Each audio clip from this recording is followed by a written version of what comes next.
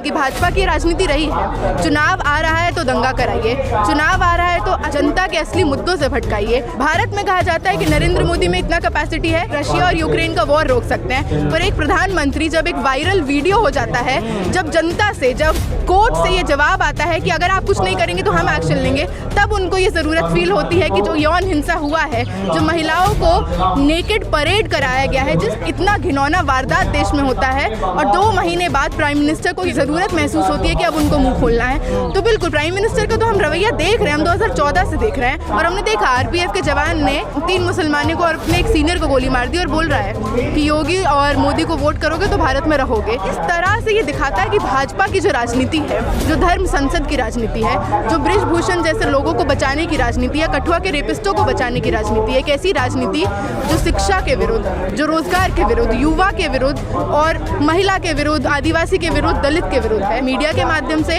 अपने hate propaganda के माध्यम से जनता को भटकाया जा रहा है। कुल हर तरह से भाजपा के जितने भी लीडर्स हैं, इस तरह के नारे लगाए जाते हैं भाजपा के लीडर्स द्वारा, है ना। अनुराग ठाकुर का नाम हम सब जानते हैं कि देश के गद्दारों को, इन नारों का, इन हेट स्पीच का जो एक कॉन्सिक्वेंस है, इसी का कारण है कि आज देखते हैं मणिपुर जल रहा है। अब जब ये नेताओं को ये बोलने दिया जा रहा है, उनके अगेंस्ट कोई कार्रवाई नहीं होती है, कार्रवाई होती है उमर खालिद के अगेंस्ट, सरजील इमाम के अगेंस्ट, पढ़ने लिखने वाले छात्रों के अगेंस्ट, जो बोलते हैं उन लीडर्स के अगेंस्ट। कि हर गांव में रैली निकली है, बिहार के, यूपी के, राजस्थान के, हरियाणा के हर गांव में रैली निकली है, और भाजपा के इस हेट पॉलिटिक्स को एक्सपोज करते हुए, ये बोलते हुए कि आइए अपने अधिकार के लिए लड़िए। बहुत हो गया इनका, क्या कहते हैं, स्टेट का टूल बनना, बहुत हो गया इनका सिपाही बनना। यहाँ पे आज यूथ पार्लियामेंट लगाया गया, किस लिए लगाया गया? तो बिल्कुल ये छात्र संसद यहाँ पे रोजगार को लेकर, शिक्षा को लेकर लगाया गया है, क्योंकि हम देख रहे हैं पिछले जितने भी सालों से मोदी सरकार आई है, 2014 के बाद से किस तरह से शिक्षा का निजीकरण किया जा रहा है। लगातार रोजगार में हम कमी देख रहे हैं। हम देख रहे हैं कि शिक्षा को इस तरह से कर दिया गया है कि अगर आप अमीर हैं, अगर आप पूंजीपतियों के परिवार से आते हैं तो आप यूनिवर्सिटी पहुंच पाइएगा, हायर एजुकेशन ले पाइएगा।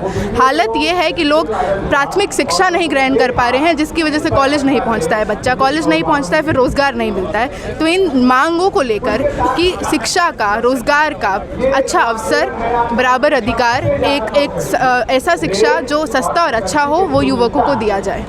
शिक्षा रोजगार की बात ना तो जनता चाह रही हो अंजलि जी, और ना ही सरकार, इसलिए उलझाया जा रहा है। जैसे मणिपुर हो गया, अभी आपने देखा होगा कि एक ट्रेन हादसे में, मतलब एक ट्रेन में एक हादसा हुआ, या कहो कि एक साजिश के तहत कुछ लोगों को मार दिया गया, बोला गया कि देश में रहना होगा तो मोदी योगी कहना होगा। ये सब चीज़ें हो रही, ज्ञानवापी पे बयानबाजी हो रही है, इधर कुछ ध्यान ही नहीं है किसी का।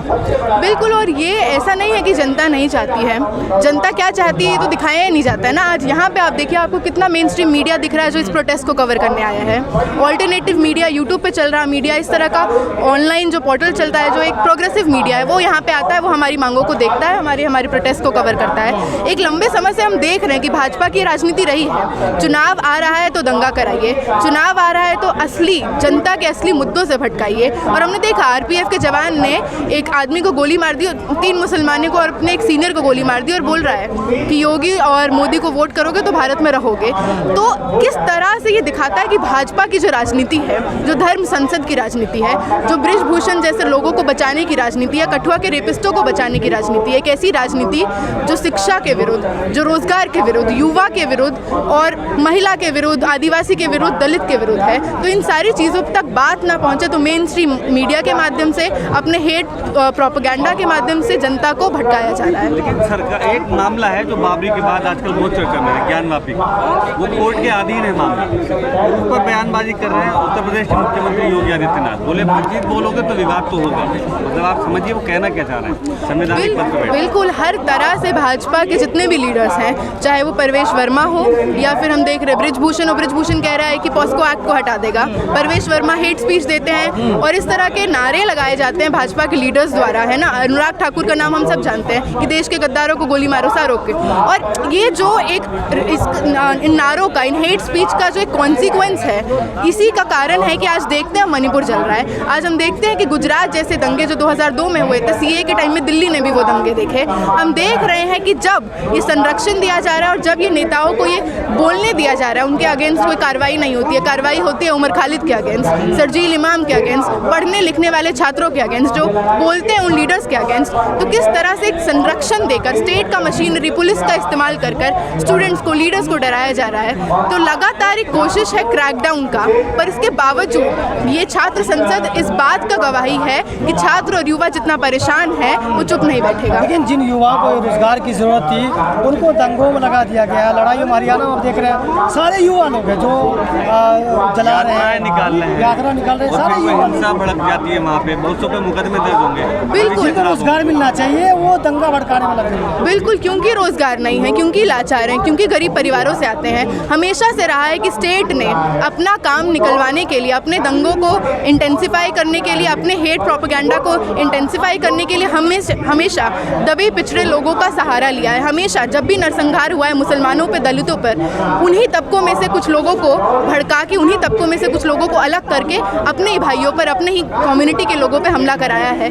पर लगातार ऐसा जैसा संगठन, RYA जैसा संगठन, छात्र का जो आंदोलन है, युवा का जो आंदोलन है, ये आंदोलन भी जब यहाँ पे लोग पहुँचे हैं, इसका एक कोशिश यही था कि हर गाँव में रैली निकली है। बिहार के, यूपी के, राजस्थान के, हरियाणा के हर गाँव में रैली निकली है और भाजपा के इस हेट पॉलिटिक्स को एक्सपोज करते हुए, ये बोलते हुए कि आइए अपने अधिकार के लिए लड़िए। बहुत हो गया इनका, क्या कहते हैं, स्टेट का टूल बनना, बहुत हो गया इनका सिपाही बनना। अब आइए, क्योंकि आप देखिए ना, दिल्ली यूनिवर्सिटी जैसे कॉलेजेस में हम देख रहे हैं कि किस तरह से FYUP NEP लाया जा रहा है, किस तरह से बोल दिया जा रहा है महिला हो, दलित हो, अगर अल्पसंख्यक समुदाय से आते हो तो तुम शिक्षा नहीं लोगे, अगर अमीर हो, करोड़पति हो तो आओ। तो लगातार इन चीज़ों को हम जनता तक पहुँचा रहे हैं और ये सबूत है, ये गवाही है इस बात की कि जनता समझ रही है। आप देखिए कहाँ से लोग आए हैं, पूरे देश भर से लोग आए हैं। पार्टी से जुड़े मुद्दों पर प्रधानमंत्री बोलते हैं, लेकिन युवा हो या मणिपुर हिंसा, इन मामलों में खामोश रहते हैं, चुप रहते हैं। बिल्कुल, और नरेंद्र मोदी तो मुझे लगता नहीं है भारत में बोलते हैं। नरेंद्र मोदी फ्रांस जाते हैं, ऑस्ट्रेलिया जाते हैं, US जाते हैं, जापान जाते हैं तो बोलते हैं।